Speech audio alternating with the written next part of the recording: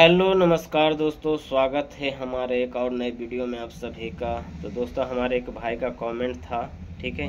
Comment क्या था चलिए आप सबको बताते हैं। उससे पहले जो भी भाई हमारे इस चैनल पर पहली बार विजिट किए हैं और वीडियो को पहली बार देख रहे हैं तो कृपया करके चैनल को लाइक, सब्सक्राइब एंड शेयर ज़रूर से ज़रूर कर दीजिएगा, ठीक है।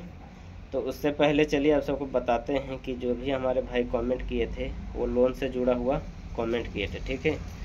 जो रेलवे से लोन लिया जाता है तो कितना कटिंग होता है और कैसे कटिंग होता है, अगर बाहर से अगर लोन लेते हैं तो किस तरह से कटिंग होता है, ठीक है। तो दोस्तों, जितने भी रेलवे एम्प्लॉई हैं तो वो अगर बाहर अदर बैंक से लोन लेते हैं, SBI हो गया, चाहे पंजाब नेशनल बैंक हो गया, इन सब से लोन लेते हैं तो उनका जब सैलरी आता है, सैलरी आने के बाद ही कटिंग होता है। 1 तारीख, चाहे 2 तारीख, चाहे 3 तारीख को कटिंग होना चालू हो जाता है। बाकी अगर आप रेलवे बैंक से लोन लेते हैं, ECC बैंक से, तो आपका जो भी बायोडाटा है उसमें सैलरी स्लिप खोजा जाता है, आपका पेन, आधार कार्ड नंबर, ये सब खोजा जाता है। आपका कितना पेमेंट आता है, कितना आपका ग्रेड पे है, ठीक है। जो 2 बिजनेस खोजा जाता है वो भी रेलवे एम्प्लॉय का ही होना चाहिए, ठीक है।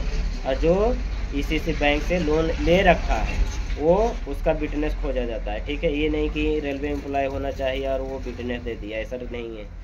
जो पहले से ऑलरेडी लोन ले रखा है और उसका लोन कटिंग हो रहा है तो उसका बिजनेस खोजता है, ठीक है। अगर आप लोन लेना चाहते हैं तो वो 2 आदमी का बिजनेस होना चाहिए। और आपका कितना ग्रेड पे है, अगर 1800 है तो 1800 का कम मिलता है, 2400 है, 2800 है तो उसको उस हिसाब से दिया जाता है। ग्रोथ पे और जो ग्रेड पे है उसके हिसाब से रेलवे एम्प्लॉय को लोन दिया जाता है। जैसे 1800 ग्रेड पे है तो उसके लिए 5-5.5 लाख तक लोन आसानी से मिल जाता है। जिसका 1900 है तो उसको 6.5-7 तक लोन मिल जाता है। जिसका 2800-2400 है तो उसको 7.5-8 तक लोन मिल जाता है। इस हिसाब से रेलवे एक नियम बना दिया है, ठीक है। और बिजनेस अगर लेते हैं तो बिजनेस जैसे आपका 2400 है तो 1900 वाले से चाहे 1800 वाले से ले सकते हैं। लेकिन जब आपका 1900 है चाहे 1800 है तो आप 2400 वाले ग्रेड पे वाले से बिजनेस नहीं ले सकते हैं, ठीक है। ऐसा नियम बना दिया गया है, पहले ऐसा नियम नहीं था, ठीक है। तो अब ये आप सबको बताते हैं कि जब आप रेलवे से ECC बैंक से लोन लेते हैं तो आपका कटिंग कब होगा। सैलरी आने के बाद होगा कि सैलरी आता है उसी में कट होके आ जाएगा। तो दोस्तों, अगर रेलवे से आप लोन लेते हैं, ECC बैंक से लोन लेते हैं, तो जब भी लोन अप्लाई करते हैं तो सबसे पहले वो जो लोन फार्म रहता है उसमें रेलवे का 2 एम्प्लॉय का बिजनेस होना चाहिए। और आप जब लोन ले रहे हैं तो आप भी रेलवे एम्प्लॉय आपका होना ज़रूरी है, ठीक है। और उसके बाद फिर आप जब लोन फार्म भरते हैं तो आपका जो हेड क्वार्टर का किसी SSC चाहे आपके सीनियर सेक्शन इंजीनियर हैं उनका सिक्का मोहर होना ज़रूरी है। और जो ECC बैंक रहता है वो हर एक डिवीज़न चाहे जो भी जहाँ पे बड़ा हेड क्वार्टर है वहाँ पे ECC बैंक का शाखा रहता है, ठीक है। तो ये सभी चीज़ रेलवे से जुड़ा हुआ ही है, ये नहीं कि रेलवे से बाहर है। जो ECC बैंक है रेलवे से बाहर नहीं है, रेलवे से जुड़ा हुआ ही है। और लोन लेते हैं तो जो भी आपका सैलरी स्लिप खोजा जाता है उसमें आपका सब चीज़ दिखा देता है कि आपका ग्रेड पे कितना है, आपका ग्रोस पे कितना है और कटिंग होके कितना आता है। तो उसी हिसाब से आपका लोन दिया जाता है, ठीक है। तो जब आप लोन का कटिंग आपका होगा तो जब आपका सैलरी आएगा हर एक मंथ, जैसे अभी अक्टूबर है चाहे सितंबर है, तो सितंबर के लास्ट में जब आपका सैलरी आएगा उसी में सब चीज़ कटिंग हो गया आएगा, ठीक है।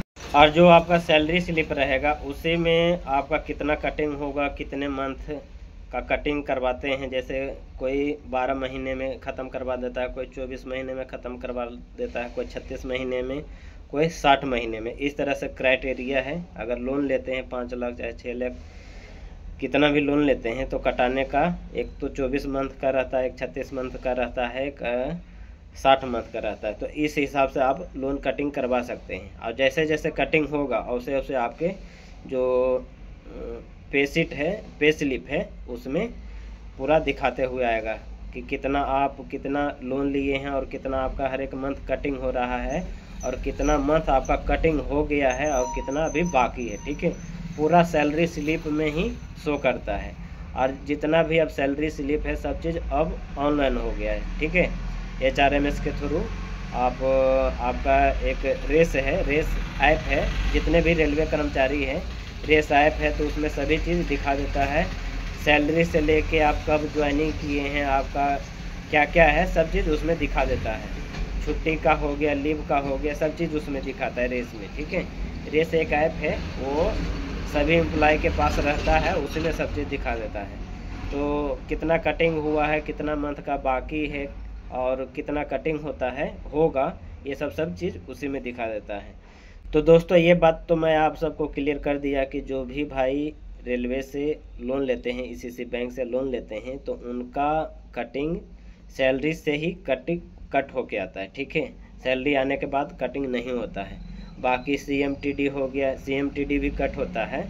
CMTD के रूप में कट होता है 1300 रुपया कटिंग होगा। जितने भी रेलवे एम्प्लॉय लोन लेते हैं तो उनको CMTD के रूप में 1300 रुपया अलग से कटिंग होता है। फिर जब लोन आपका ख़त्म हो जाएगा, पूरा एकदम आपका लोन ख़त्म हो गया, तो फिर जो CMTD का 1300 रुपया कटिंग होता है वो बाद में पूरा जोड़ जाड़ के फिर जो बैंक है, ICICI बैंक है, वो आपको जोड़ जाड़ के दे देगा।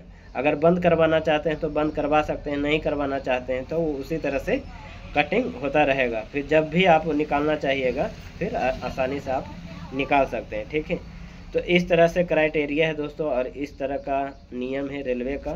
ठीक है, और अदर बैंक से लेते हैं तो सैलरी आने के बाद कटिंग होगा। ठीक है, तो दोनों तरीका मैं आप सबको बता दिया कि रेलवे से लोन लेते हैं तो कैसे कटिंग होगा, बाहर से लोन लेते हैं तो कैसे कटिंग होगा। ठीक है, दोनों तरीका मैं आप सबको बता दिया। अगर कुछ डाउट रहा, कुछ पूछने का रहा तो कमेंट करिएगा, कमेंट के ज़रिए मैं आप सबको बता दूंगा। ठीक है, तो आज का ये वीडियो दोस्तों आप सबको कैसा लगा प्लीज़ ये भी कमेंट करिएगा। और वीडियो को यहीं पे समाप्त करते हैं, फिर नेक्स्ट वीडियो में आप सबसे मिलेंगे। जब तक के लिए बाय।